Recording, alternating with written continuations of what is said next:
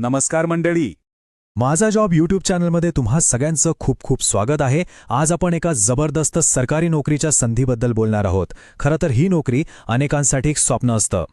हो, ही संधी आहे थेट भारतीय वायुसेनेमध्ये सामील होण्याची. इंडियन एअरफोर्सने एक मोठी भरती मोहीम जाहीर केली आहे आणि आजच्या या भागात आपण त्याचे सगळे बारकावे समजून घेणार आहोत. तर मग देशसेवा करण्याची आणि एक वेगळी शिस्तबद्ध जीवनशैली अनुभवण्याची इच्छा मनात आहे का? जर उत्तर हो असेल तर ही माहिती नक्कीच खूप महत्त्वाची ठरणार आहे. चला तर मग पाहूया काय आहे ही अग्निवीर वायू संधी. सगळ्यात आधी अग्निवीर वायू म्हणजे नेमकं काय? तर बघा, अग्निपथ योजनेअंतर्गत भारतीय वायुसेनेमध्ये 4 वर्षांसाठी सेवा करण्याची ही एक संधी आहे. आणि यातली सगळ्यात महत्त्वाची गोष्ट म्हणजे ही संधी अविवाहित तरुण आणि तरुणी दोघांनाही उपलब्ध आहे. ठीक आहे, तर आता आपण वळूया सगळ्यात महत्त्वाच्या भागाकडे, ते म्हणजे पात्रतेचे निकष. अर्ज करण्याआधी हे नीट समजून घेणं खूप गरजेचं आहे. सगळ्यात आधी पाहूया वैयक्तिक पात्रता. पहिलं म्हणजे अर्ज करणारे उमेदवार अविवाहित असणं बंधनकारक आहे, मग ते पुरुष असोत किंवा महिला.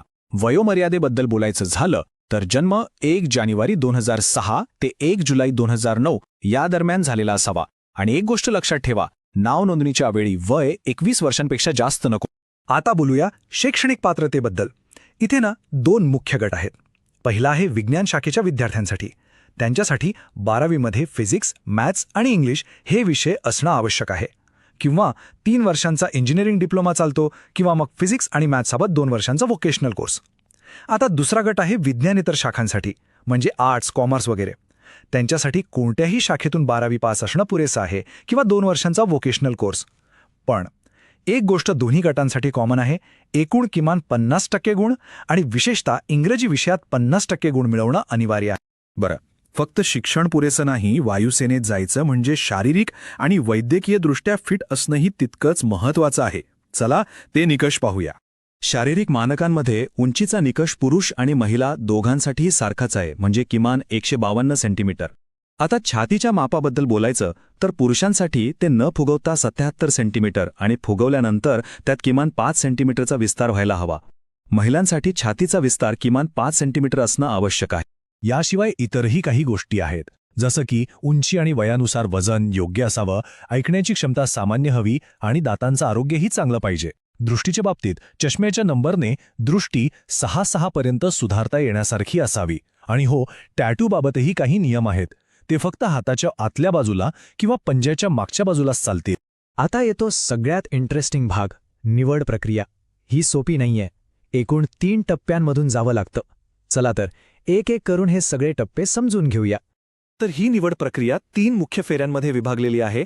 पहिली फेरी आहे ऑनलाईन टेस्ट, दुसरी आहे फिजिकल फिटनेस आणि अडॅप्टेबिलिटी टेस्ट, आणि तिसरी आणि शेवटची फेरी आहे मेडिकल एक्झामिनेशनची.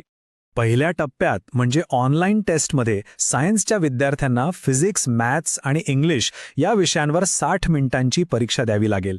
आणि जे इतर शाखांमधून आहेत त्यांच्यासाठी 45 मिनिटांची परीक्षा असेल, ज्यात इंग्लिश आणि रागा म्हणजे रिझनिंग अँड जनरल अवेअरनेसचे प्रश्न असतील.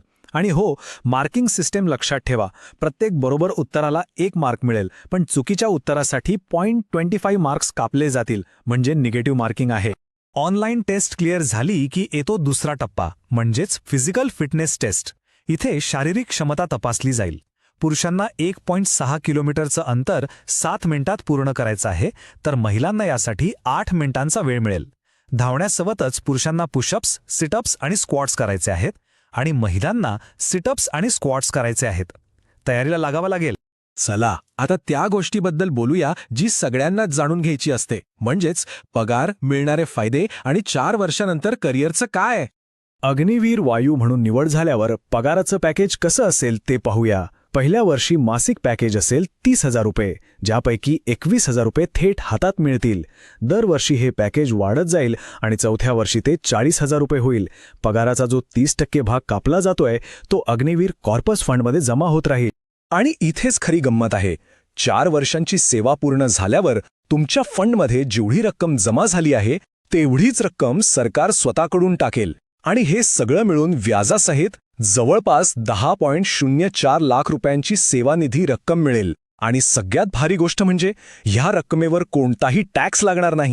एवढंच नाही, पगाराव्यतिरिक्त इतरही भरपूर फायदे आहेत, जसं की जोखीम भत्ता, प्रवास भत्ता, गणवेश, राहण्याची सोय, जेवणाची सोय आणि मेडिकल सुविधा. सोबतच 48 लाखांचं जीवन विमा संरक्षणही मिळतं. आणि करिअरच्या दृष्टीने सर्वात मोठी संधी, 4 वर्षानंतर सर्वोत्तम कामगिरी करणाऱ्या 25% अग्निवीरांना वायुसेनेच्या कायम सेवेत सामील होण्याची संधी मिळेल. आणि जे कायम होणार नाहीत त्यांना एक अग्निवीर स्किल सर्टिफिकेट दिलं जाईल, जे पुढे इतर नोकऱ्या मिळवण्यासाठी खूप उपयोगी ठरेल. ठीक आहे. तर आता ही सगळी माहिती ऐकून अर्ज करण्याची इच्छा झाली असेल तर आता पाहूया की अर्ज नक्की करायचा कसा.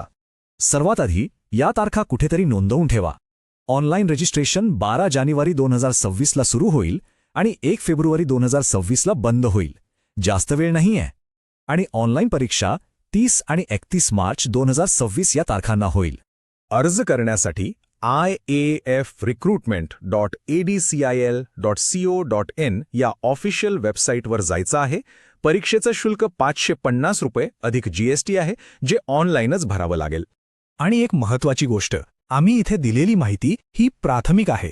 अर्ज करण्यापूर्वी सर्व नियम आणि अटी व्यवस्थित समजून घेण्यासाठी आम्ही या व्हिडिओच्या डिस्क्रिप्शनमध्ये दिलेल्या सविस्तर जाहिरातीची लिंक नक्की तपासा. ते खूप महत्वाचं आहे. तर आशा आहे की भारतीय वायुसेनेच्या या भरतीबद्दलची सगळी माहिती आपल्याला मिळाली असेल. जर ही माहिती आवडली असेल तर नक्की लाईक करा, आपल्या मित्रांसोबत शेअर करा ज्यांना याची गरज आहे. आणि हो, अशाच नवनवीन नोकरीच्या संधींबद्दल अपडेटेड राहण्यासाठी आपल्या मजा जॉब यूट्यूब चॅनलला सबस्क्राईब करायला अजिबात विसरू नका. धन्यवाद.